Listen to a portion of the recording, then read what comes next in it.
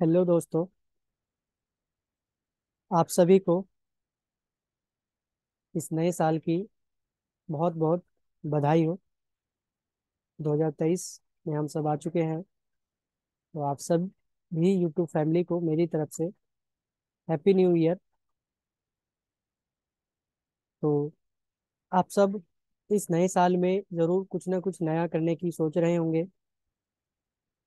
Laptop repairing की इस life में चिप लेवल जो हम रिपेयरिंग करते हैं, इस लाइन में आप सब कुछ ना कुछ सीखने की ज़रूर सोच रहे होंगे। क्योंकि हम सब जब नया साल आता है तो कुछ ना कुछ नए करने की सोचते हैं। तो कोशिश करें कि इस नए साल की शुरुआत अपने बिजनेस को ग्रो करें, अपने हेल्थ को सही रखें और जितना ज़्यादा हो सके स्टडी करें।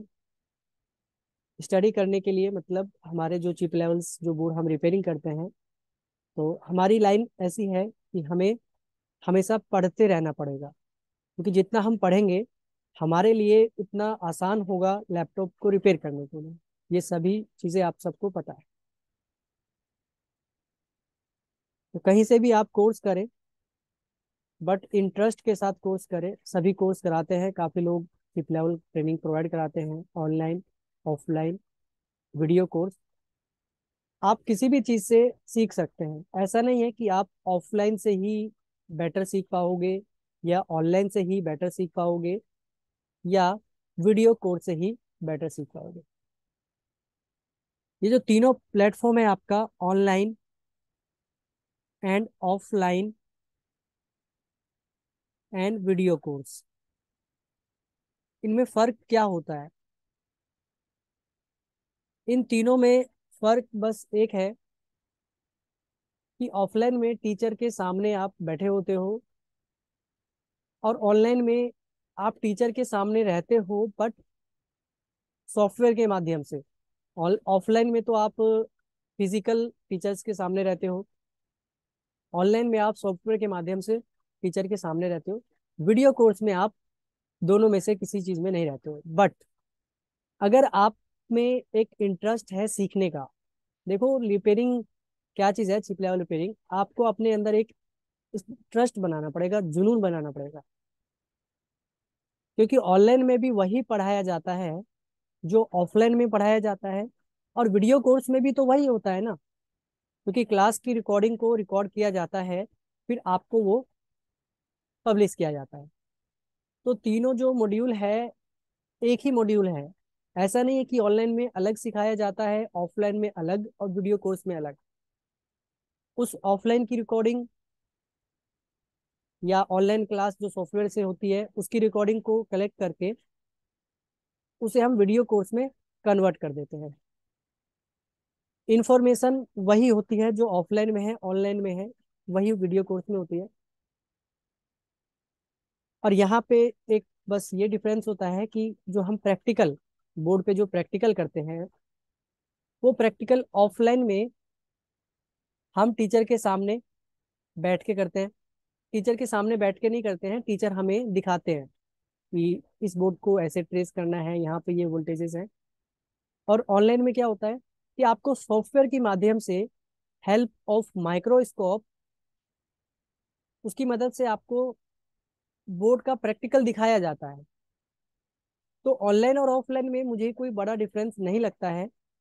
बस यहाँ पे सबसे बड़ी और अहम बात यह है कि स्टूडेंट के अंदर अगर वो इंटरेस्ट है तो वो किसी भी तरीके से सीख सकता है, वो चाहे ऑनलाइन हो या ऑफलाइन हो।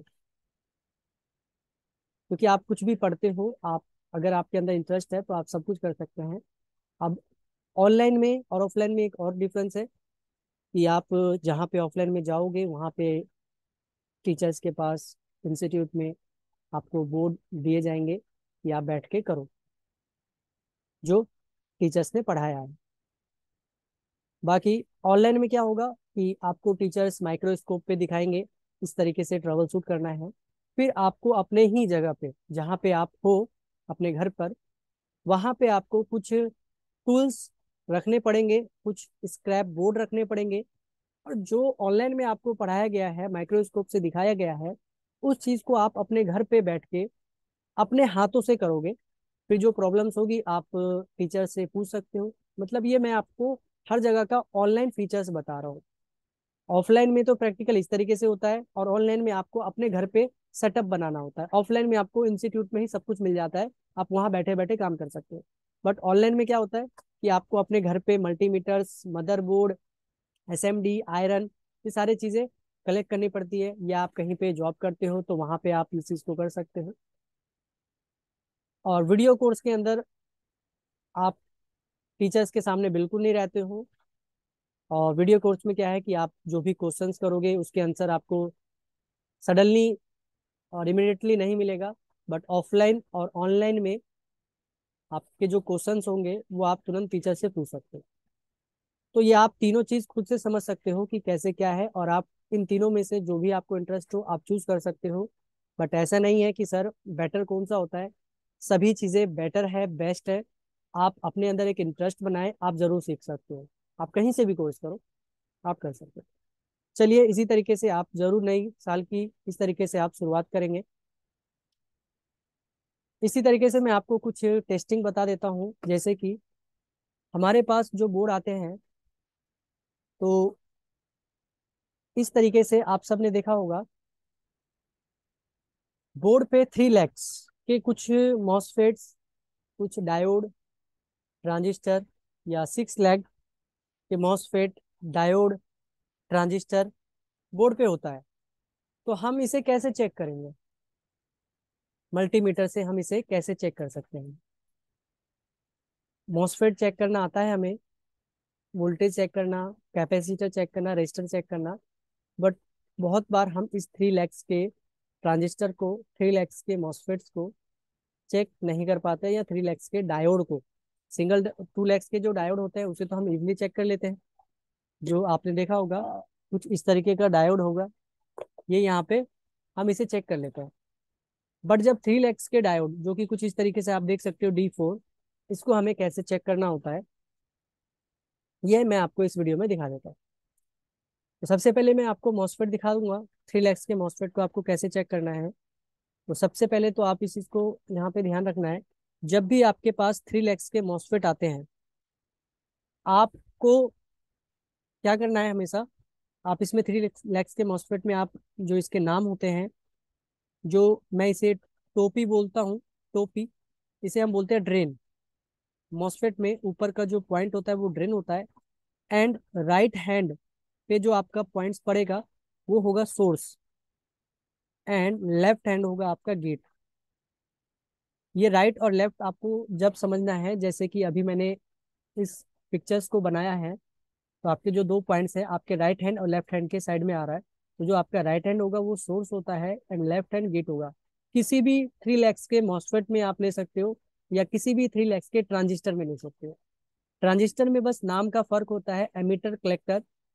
बट बेस को हम गेट कहते हैं, गेट ही हमारा बेस होता है। ठीक है, तो यहाँ पर गेट हो गया। बाकी ड्रेन और सोर्स, ड्रेन और सोर्स में आपको पता करना है कि मेरा ये जो मॉसफेट है 3 लैख का, ये एन चैनल का मॉसफेट है या पी चैनल का मॉसफेट है। जैसे आप 8 लैक्स के मॉसफेट्स में पता करते हो, जैसे आपके पास 8 लैख मॉसफेट होता है, 4 पिन ड्रेन होता है, 3 पिन सोर्स होता है, तो आप इसको कैसे पहचानते हो, सेम उसी तरीके से आप 3 लैक्स के मॉसफेट्स के अंदर पहचान सकते हो। मैंने रिसेंटली कोई वीडियो भी डाला था कि 8 लैक्स के मॉसफेट का चैनल कैसे पता किया जाता है, तो आपको वहां समझ में आ गया होगा। तो सेम उसी तरह हम 3 लैक्स के मॉसफेट का भी चैनल्स पता कर सकते हैं। कैसे पता कर सकते हैं? मल्टीमीटर को आपको कर लेना है डायोड मोड पे। तो यहाँ पे आप देख सकते हैं मैंने मल्टीमीटर को रखा हुआ है, और मैं यहाँ पर डायोड मोड सेलेक्ट कर चुका हूँ। और इसको मैं आपको इस तरीके से रखूंगा। सी आप देख सकते हो, यहाँ पे मैं माइक्रोस्कोप में दिखा रहा हूँ, तो यहाँ पर ये इस तरीके से आएगा। मैं लिख देता हूँ, ये पॉइंट मेरा ड्रेन है, और यहाँ पर ये गेट है, और ये हमारा सोर्स है, ये हमारा सोर्स है। ठीक है, तो आपको क्या करना है, ड्रेन पे और सोर्स पे अपने जो रेड प्रॉप्स हैं आपके, ब्लैक प्रॉप और रेड प्रॉप, तो इसमें आपको ड्रेन प्रॉप रेड पे रखना है, ड्रेन पे रेड रख देना है, और ब्लैक सोर्स पे रखना है। और मल्टीमीटर के अंदर आपको वैल्यू देखनी है। सी, आप देख सकते हैं मल्टीमीटर में एक वैल्यू आ गया। अब यहाँ पे समझो, ड्रेन पे अगर आपका रेड प्रॉप होता है, अगर ड्रेन पे रेड प्रॉप होता है और मल्टीमीटर में 450 500 के समथिंग रीडिंग आती है, तो वो पी चैनल है। क्योंकि ड्रेन पे रेड है और रेड को हम कहते हैं पॉजिटिव, तो पी चैनल हो गया। अगर यही ड्रेन पे ब्लैक होता और सोर्स पे रेड होता और वैल्यू आ जाता, तो हम इसे एन चैनल कहते हैं। बट आप देख सकते हैं यहाँ पर वैल्यू आ रहा है, मतलब मैंने यहाँ से रेड को ऊपर रखा था फिर भी वैल्यू आ गया था। बट उस टाइम जो वैल्यू आया था वो समथिंग 500 के समथिंग आया था। और जब हमने ब्लैक को ड्रेन पे करा रखा था, तो 700 के अप्रोक्स रीडिंग आ रहा है। तो ये बोर्ड में लगे हुए की वजह से दोनों तरफ से रीडिंग आ रहा है, क्योंकि आप सबको पता है मॉसफेट के अंदर डायोड होता है। तो यहाँ की जो रीडिंग होती है वो एक साइड से आनी चाहिए, बट ये बोर्ड पे लगा हुआ है, इसीलिए आपको ये दोनों तरफ से रीडिंग दिखा रहा है। इसके लिए हमें इसको बाहर निकाल के चेक करना पड़ेगा। बट मैंने आपको जैसे बताया, इस चीज को याद रखना है कि अगर रेड पे ड्रेन पे रेड प्रॉब होता है, आपका ड्रेन पे रेड प्रॉब होता है और सोर्स पे ब्लैक होता है और मल्टीमीटर में 500 के समथिंग रीडिंग आती है, तो जो ड्रेन पे होगा प्रॉब, उसके अकॉर्डिंग आपको चैनल डिजाइन कर देना है। जैसे पी पॉजिटिव पी चैनल, अगर यही ड्रेन पे एन होता और वैल्यू आ जाता तो नेगेटिव। ठीक है। तो ये मेरा जो Q22 है, मुझे पी चैनल लग रहा है, ये पी चैनल होगा। बाकी हम स्कीमेटिक्स के अंदर इस चीज को देख सकते हैं। तो मैं इसके लिए स्कीमेटिक्स ओपन कर लेता हूँ। तो स्कीमेटिक्स ओपन कर चुका हूँ और मुझे Q22, जैसे कि हमने चेक किया था, पी चैनल है। तो स्कीमेटिक में हम देखेंगे Q22 पी चैनल है या नहीं। ठीक है। तो हम कंफर्म हो जाएंगे इस चीज़ को लेकर। तो यहाँ पर मैं इसे ऑन करता हूँ, Q22।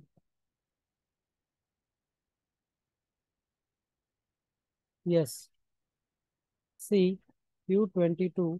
और आप देख सकते हैं जो गेट की डायरेक्शन है, मॉसफेट की जो गेट की डायरेक्शन है, वो अंदर की तरफ है। जब गेट का डायरेक्शन अंदर होता है तो पी चैनल होता है। गेट का डायरेक्शन हम किसे बोलते हैं, इस सिंबल को। और अगर ये डायरेक्शन बाहर की तरफ होता, ट्राइंगल कुछ इस तरीके से बना होता, तो ये पी चैनल होता। बट अभी डायरेक्शन अंदर की तरफ है, सॉरी, ये बाहर होता तो एन चैनल और अंदर होता है तो पी चैनल। तो हमने मल्टीमीटर से जो टेस्टिंग की थी वो बिल्कुल सही है। एक बार और मैं दिखा देता हूँ, फिर उसके बाद हम कुछ और देखेंगे। तो मैंने अभी बताया आपको कि ऊपर वाला पॉइंट रेड होता है, राइट हैंड सोर्स होता है, लेफ्ट हैंड गेट होता है। तो ये राइट हैंड लेफ्ट हैंड कैसे होगा, जब आप इसे अपनी तरफ रोटेट करेंगे कुछ इस तरीके से, तो फिर यहाँ से आप इसे रोटेट ऐसे करेंगे जिस तरीके से। तो अब आपको देख सकते हैं, तो आपको पता चल जाएगा कि राइट लेफ्ट क्या होगा। तो चलिए, रेड को मैंने ड्रेन पे रख दिया और ब्लैक को मैंने सोर्स पे रख दिया। और मल्टीमीटर में, एक मिनट, डायोड मोड पे मैं, सॉरी डायोड मोड पे नहीं है, रजिस्टर मोड पे है वो। तो मल्टीमीटर को मैं डायोड मोड पे कर चुका हूँ। रेड प्रोब को रेड पे, ब्लैक प्रोब के सोर्स पे। मल्टीमीटर में समथिंग 5 5 वैल्यू आ रही है, मतलब 550 के समथिंग। तो ये पी चैनल है। अब इसके साथ में यहाँ पर आप Q12 देख रहे हो, Q12, Q13, ये जो दोनों आप देख रहे हो, ये ट्रांजिस्टर है। कैसे पता ये ट्रांजिस्टर है, आप बोर्ड में कैसे पहचानोगे कि 3 लाख का मॉसफेट 3 लाख के ट्रांजिस्टर में डिफरेंस। क्योंकि ट्रांजिस्टर भी क्यू से डिनोट किया जाता है और मॉसफेट भी क्यू से डिनोट किया जाता है। तो इसको पहचानने का एक सिंपल बेसिक ट्रिक है कि मॉसफेट का जो साइज होता है वो बड़ा होता है और ट्रांजिस्टर का साइज छोटा होता है। मॉसफेट का साइज बड़ा होता है, ट्रांजिस्टर का साइज छोटा होता है। लेकिन ये हमेशा सही नहीं होता, कई बार ये गलत भी होता है, क्योंकि कई बार ट्रांजिस्टर की भी साइज बड़ी होती है, कई बार मॉसफेट की साइज छोटी होती है। लेकिन मोस्टली टाइम ट्रांजिस्टर को और 3 लैक्स के मॉसफेट को अगर डिफरेंस करना चाहते हो तो उसके साइज से आप डिफरेंस कर सकते हो। तो Q12 मैं स्कीमेटिक्स में फाइंड करके इसका आइडिया लगा सकता हूँ कि ये ट्रांजिस्टर है या मॉसफेट है। तो यहाँ पर है ये Q12। तो Q12 में फाइंड करूंगा where is the Q12। Q12, Q12 F3। Next कर रहा हूँ मैं यहाँ पर इसे। नेक्स्ट, नेक्स्ट, सी। यहाँ पर आप देख सकते हैं Q12। आप इस पिक्चर्स में देख रहे हो Q12, लेकिन हमें लगा कि ये ट्रांजिस्टर है, लेकिन ये कोई ट्रांजिस्टर नहीं, ये मॉसफेट ही है। ये मॉसफेट ही है। लेकिन बहुत, अभी मैंने बोला कि हमेशा सही नहीं होता है, लेकिन मोस्टली टाइम आपको ट्रांजिस्टर दिख जाता है। बट कोई बात नहीं, जिस तरह से मॉसफेट की टेस्टिंग होती है उसी तरह ट्रांजिस्टर की टेस्टिंग आप कर सकते हो। बाकी एन चैनल का ये ट्रांजिस्टर है, ठीक है। तो सॉरी, मॉसफेट है। तो अगर ये एन चैनल का मॉसफेट है तो आप टेस्टिंग कर सकते हो। जैसे कि ऊपर जो लेग्स है इसका, वो ड्रेन है, और ये लेफ्ट गेट हो गया, और वो राइट सोर्स हो गया। तो अभी मैं क्या करूँगा, ड्रेन पे रेड प्रॉप, ड्रेन पे रेड प्रॉप और सोर्स पे ब्लैक प्रॉप। मल्टीमीटर के अंदर आप देख सकते हैं कोई भी वैल्यू नहीं आ रही है। जैसे ही हम प्रॉप को चेंज करेंगे, ड्रेन पे ब्लैक प्रॉप, सोर्स पे रेड प्रॉप, सोर्स पे रेड प्रॉप, मल्टीमीटर के अंदर एक वैल्यू आ चुकी है। तो ये कौन सा चैनल है? तो मैंने अभी बताया, ड्रेन पे मल्टीमीटर की जो प्रॉप होती है और मल्टीमीटर में वैल्यू आ जाती है, तो आप उसके प्रॉप का नाम, वो आपका चैनल हो जाता है। मतलब अगर नेगेटिव एंड ब्लैक है, ब्लैक को हम नेगेटिव कहते हैं, रेड को हम पॉजिटिव कहते हैं। अगर ड्रेन पे नेगेटिव है, ब्लैक है और वैल्यू आ जाए तो वो एन चैनल है। तो यहाँ पर ये एन चैनल है। जैसे हमने यहाँ पर बताया था Q22 में, ये पी चैनल है और ये एन चैनल है। सेम आप Q13 को भी देख सकते हैं। रेड प्रॉप मैंने ड्रेन पे टच किया है और सोर्स पे मैंने ब्लैक टच किया है, कोई भी वैल्यू नहीं आ रहा है। जब हम प्रॉप को चेंज करेंगे और ब्लैक को ड्रेन पे रखेंगे और रेड को सोर्स पे, तो आप मल्टीमीटर में वैल्यू देख सकते हैं। तो कौन सा चैनल है ये, बताइए? तो ये है हमारा एन चैनल, क्योंकि ड्रेन पे ब्लैक है और वैल्यू आ चुका है। जिस तरीके से आप बड़े वाले मॉसफेट को चेक करते हो, सेम उसी तरीके से हम छोटे वाले मॉसफेट को चेक करते हैं। अब यहाँ पे ये 6 लाख का आपको एक कंपोनेंट दिखाई दे रहा है। ये 6 लाख का कंपोनेंट क्या होता है? हमारे लैपटॉप में जो ये 6 लाख के कंपोनेंट होते हैं, ये कंपोनेंट के नाम, ये डुअल मॉसफेट भी हो सकता है, डुअल मॉस, या डुअल ट्रांजिस्टर भी हो सकता है, या कोई रेगुलेटर भी हो सकता है। बट रेगुलेटर जो होता है वो क्यू से डिनोट नहीं होता। तो आप इसे या तो डुअल मॉसफेट या तो डुअल ट्रांजिस्टर बोल सकते हो। कई बोर्ड में 6 लेग जैसा दिखने वाला कंपोनेंट सिंगल मॉसफेट भी होता है। मतलब जैसे आप एक मॉसफेट कहते हो ना, 8 पिन का एक मॉसफेट होता है, 3 पिन का एक मॉसफेट होता है, उसी तरह से 6 पिन का भी एक मॉसफेट होता है। लेकिन उसका जो शेप होता है, उसका जो साइज होता है वो अलग होता है, ये छोटा है। तो इस तरह का जो शेप और साइज में आएगा, या तो ये डुअल मॉसफेट होता है, या तो ये डुअल ट्रांजिस्टर है। मतलब दो मॉसफेट है इसके अंदर, क्योंकि आपको पता है, जब 3 पिन का एक मॉसफेट हो सकता है, तो 3 पिन और 3 पिन, 6 पिन के दो मॉसफेट इसके अंदर, एक 6 पैक के अंदर दो मॉसफेट को अंदर डाला हुआ है। इसके अंदर दो ड्रेन है, दो सोर्स है और दो गेट है। अब आपको कैसे पता चलेगा कि इसमें जो दो मॉसफेट्स है वो कहाँ पर है, मतलब कौन सा पिन कौन से मॉसफेट्स के लिए है, और इसके अंदर जो मॉसफेट है वो पी चैनल है या एन चैनल है, इसके बारे में आप आइडिया कैसे लगा सकते हो?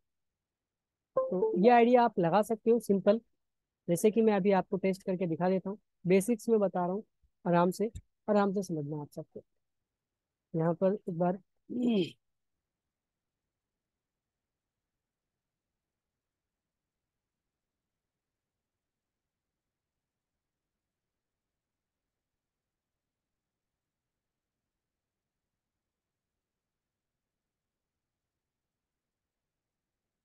ओके, देखिए, यहाँ पर ये है Q1, और Q1 के अंदर क्या होता है कि कुछ इस तरह की इसकी काउंटिंग है, 1 2 3 4 5 6। आप मार्किंग कहीं भी डाल सकते हो, पिन नंबर 1। तो इसमें जो 3 पिन होती है वो होती है 1 2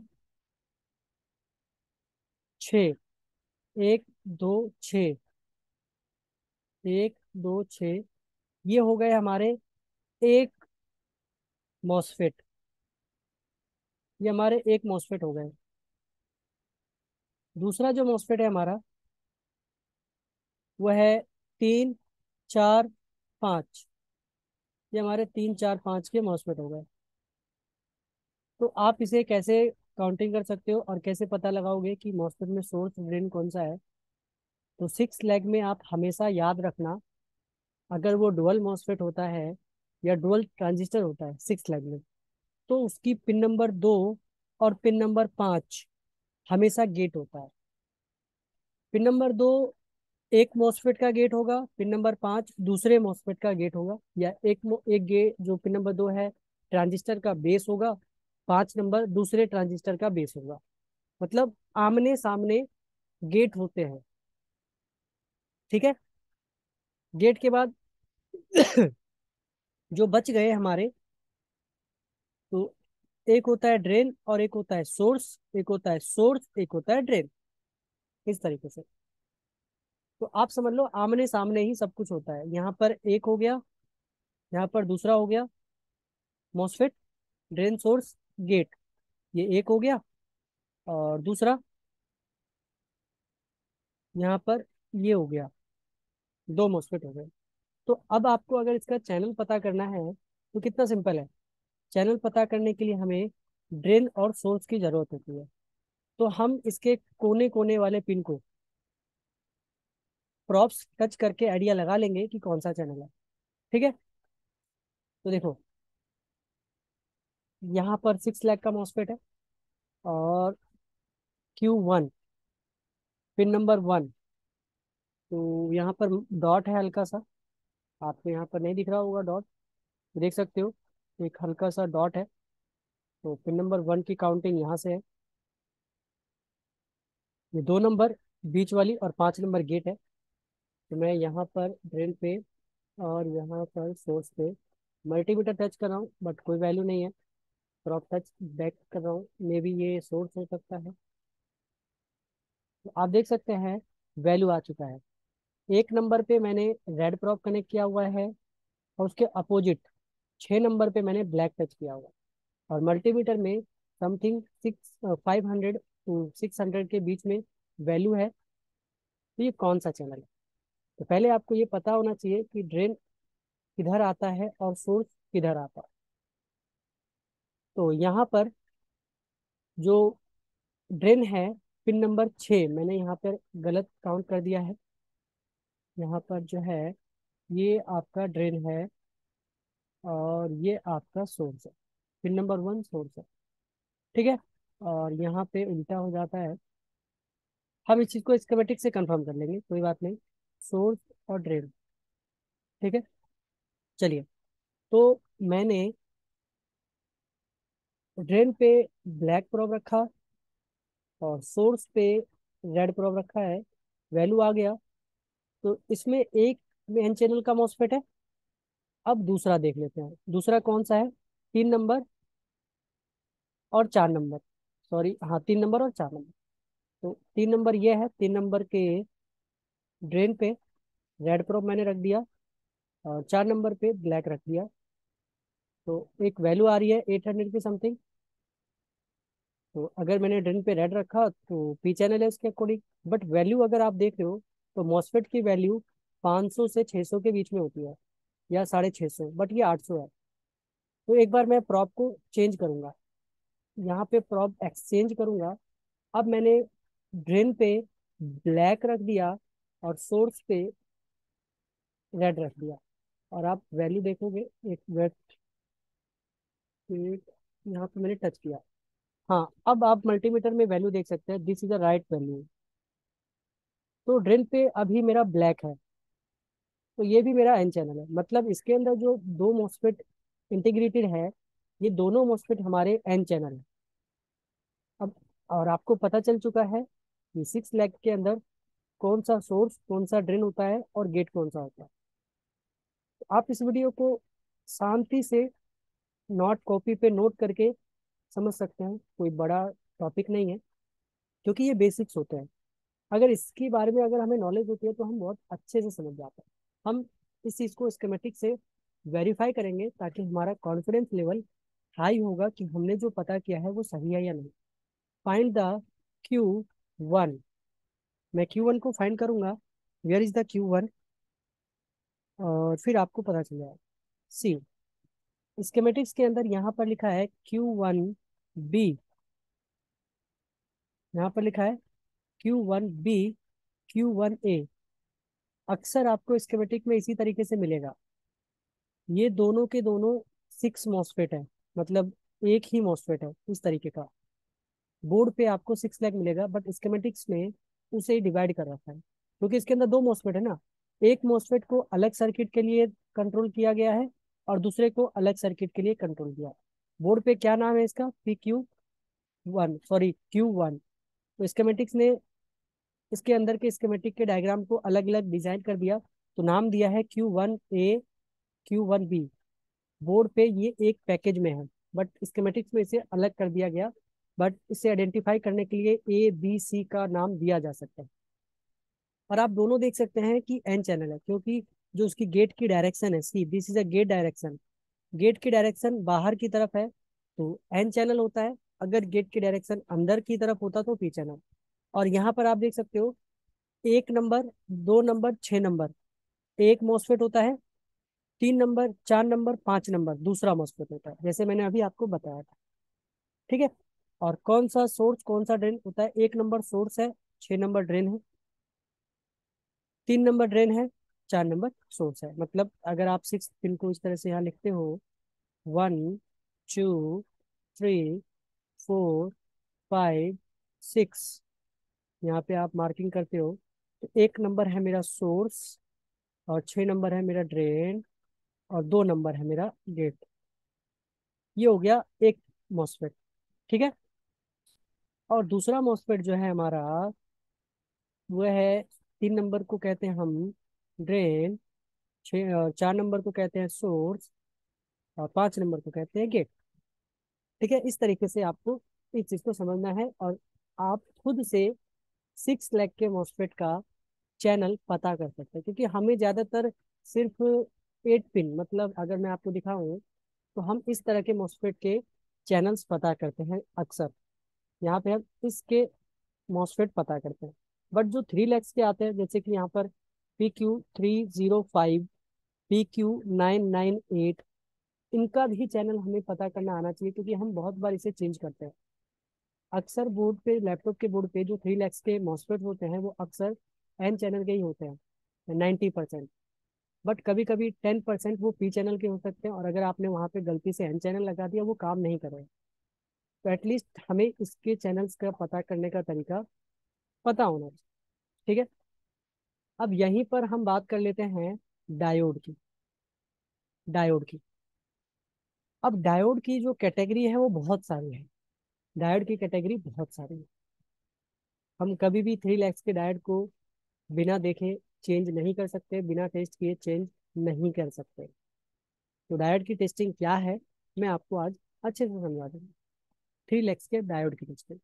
तो इस बोर्ड में डायोड लगा हुआ है, जैसे कि यहाँ तो डायोड लगा हुआ नहीं है तो पता नहीं चलेगा, बट यहाँ पर DA1 यहाँ पर एक डायोड लगा हुआ है। हम इस डायोड की टेस्टिंग पता करेंगे कि ये डायोड कौन सा डायोड है। कौन सा डायोड है मतलब डायोड तो एक ही होता है। सी, आपने इस तरह का डायोड देखा हुआ है, ठीक है। और आप इसे कैसे टेस्ट करते हैं आपको पता है कि डायोड रीडिंग जो चेक करते हैं तो एक डायरेक्शन में वैल्यू आती है, एक डायरेक्शन में वैल्यू आती है सिर्फ। कब आती है? जब हम रेड प्रॉप यहाँ पर टच करेंगे और ब्लैक करेंगे तो आपको मल्टीमीटर के अंदर वैल्यू शो करेगा। बट जैसे ही आप यहाँ पर ब्लैक और यहाँ पर रेड करोगे तो आपको कोई भी वैल्यू नहीं आएगा और यहाँ वैल्यू आएगा। ये तो सभी को पता है। बट 3 लैख के अंदर क्या होता है? डायोड है तो 3 लैख का डायोड क्यों? तो 3 लैख के डायोड की पॉसिबिलिटी अलग अलग होती है। आप इस तरीके से देखते हो 3 लैक्स। सी, वेट, आप सभी इस तरह का 3 लैख मॉस्फेट देखते हो, 1 2 3, ठीक है। आप देखते हो यहाँ पर इस तरह का डायोड 1 2 3, ठीक है। और आप यहाँ पर 1 2 3,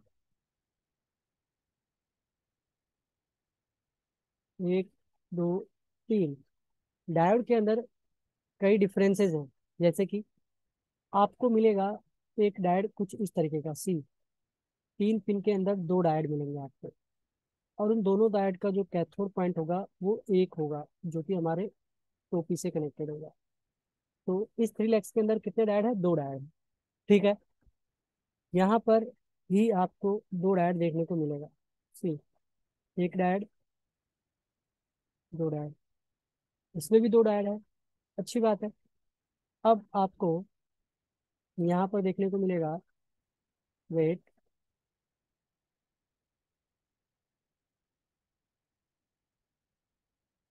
सी, यहाँ पर भी 2 डायोड है। ओके, ठीक है। और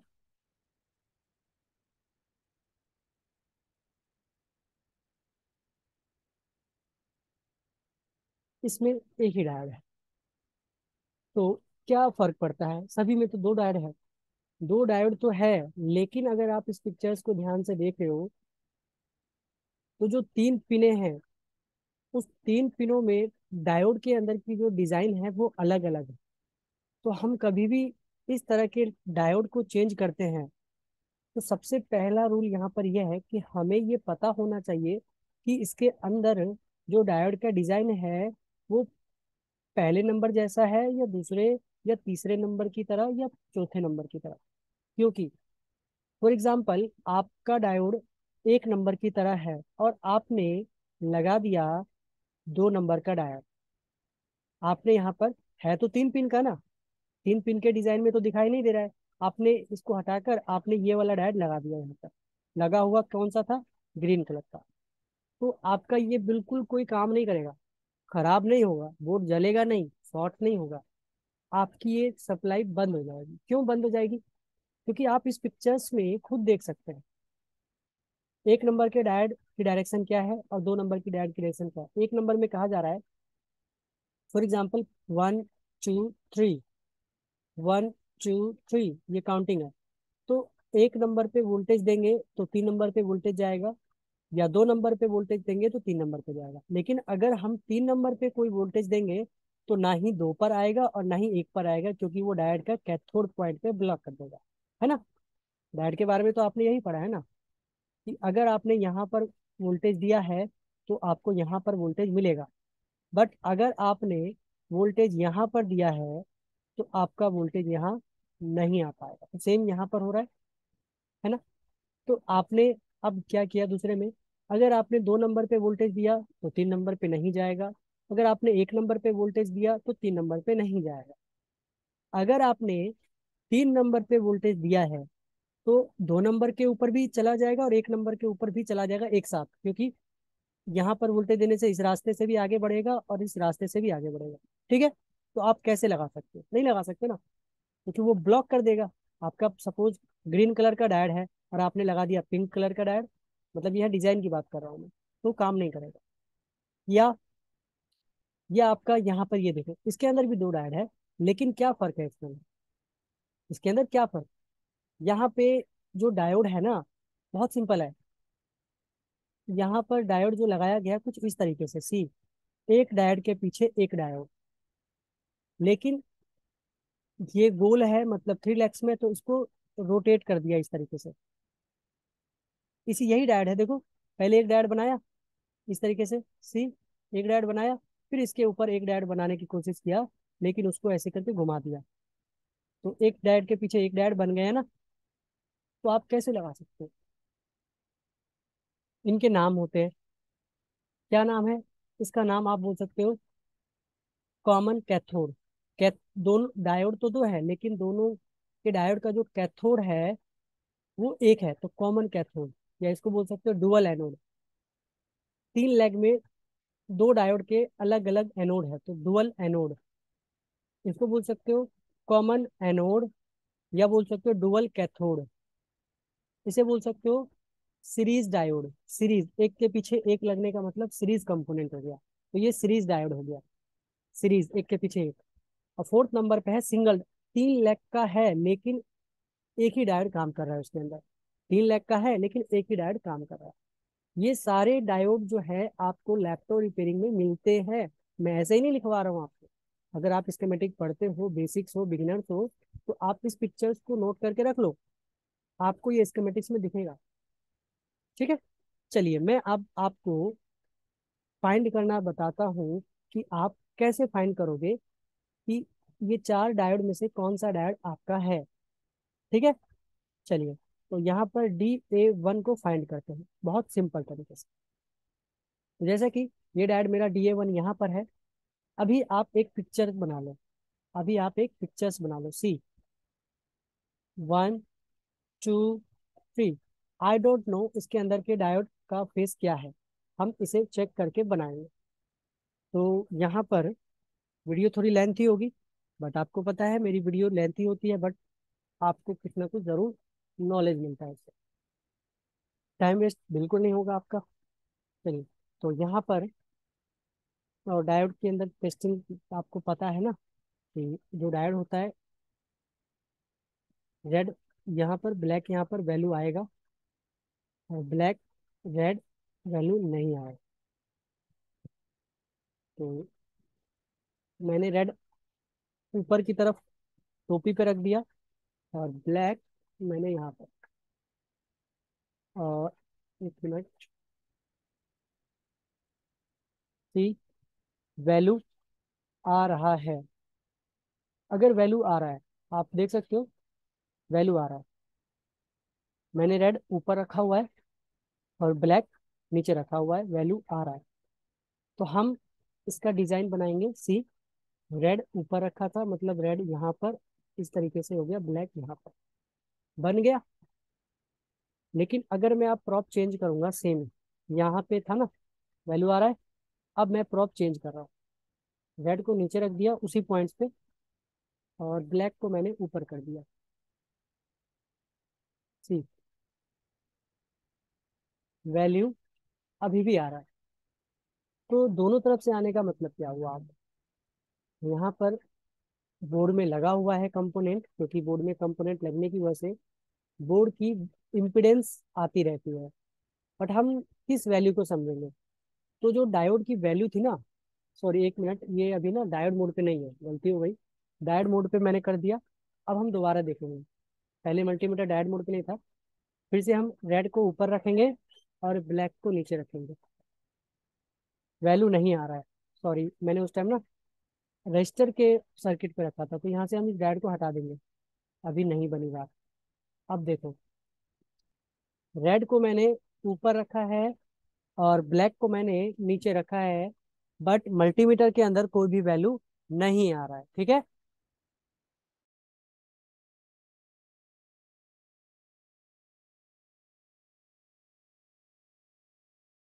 यहाँ पर अब मैं प्रॉप को चेंज कर देता हूँ। मैंने रेड नीचे कर दिया और ब्लैक ऊपर कर दिया। सी, मल्टीमीटर के अंदर वैल्यू आ गया। तो रेड नीचे है और ब्लैक ऊपर है। अब देख लो, रेड नीचे है, ब्लैक ऊपर है, वैल्यू आ गया। तो रेड नीचे, ब्लैक ऊपर, मतलब रेड नीचे की तरफ, ब्लैक ऊपर की तरफ, ये बन गया मेरा सिंबल, ठीक है। अब हम दूसरे की तरफ जाएंगे। अब हम यहाँ पर एक बार ब्लैक नीचे रखते हैं दूसरी तरफ और रेड ऊपर। सी, कोई वैल्यू नहीं है। अब हम रेड नीचे की तरफ और ब्लैक ऊपर की तरफ। सी, वैल्यू आ चुका है। रेड नीचे की तरफ, ब्लैक ऊपर की तरफ। तो रेड नीचे की तरफ, ब्लैक ऊपर की तरफ। तो ये बन गया मेरा डुअल एनोड। डुअल एनोड या कॉमन कैथोड। तो अब मैं अगर DA1 को चेंज करूंगा, तो जिस बोर्ड से मैं चेंज करूंगा मुझे पहले पता करना पड़ेगा जो मैं निकाल रहा हूँ वो ये डुअल एनोड है या नहीं। ऐसा नहीं कि कोई भी डायोड निकाल के मैं लगा दूंगा, ठीक है ना। अब आप इसे स्कीमेटिक्स में पता कर सकते हो कि आपने जो पता किया है सही पता किया या गलत पता किया, ठीक है। आपको फिर पता तो चलेगा कि आपने सीख रहे हो या नहीं सीख रहे हो। तो DA1 की जो सिंबल है वो ये है, स्कीमेटिक्स में आएंगे और DA1 फाइंड करेंगे। नेक्स्ट, सी, DA1 तीन पिन का है, इस तरीके का, एक, दो, तीन। एक आपका इस तरीके का है और दूसरा आपका इस तरीके का है, ठीक है ना। यही था आपका। तो बिल्कुल इसी तरीके से देख सकते हो आप, यहाँ पर हमने ये बनाया था और बिल्कुल इसी तरीके का है, ठीक है। काउंटिंग आप यहाँ से 1 इस तरीके से जा रहा है, 2, 3 ऐसे करके काउंटिंग। सिंपल है, हमने पता कर लिया इस चीज़ को। इसी तरीके से और भी डायोड बोर्ड पे लगे होते हैं। तो वैसे डायोड कुछ बोर्डों में ज़्यादा होते हैं और कुछ बोर्डों में बहुत कम होते हैं, तो इस बोर्ड पे तो डायोड बहुत कम है। यहाँ पर एक डायोड मिला और उसके बाद डायोड लगे हुए नहीं है। और यहाँ पर आपको नहीं लगा हुआ डायोड, D15 यहाँ पे लगा हुआ है आपके लिए डायोड। D20 और D15, D20 छोटा हुआ है और D15 बड़ा वाला डायोड है।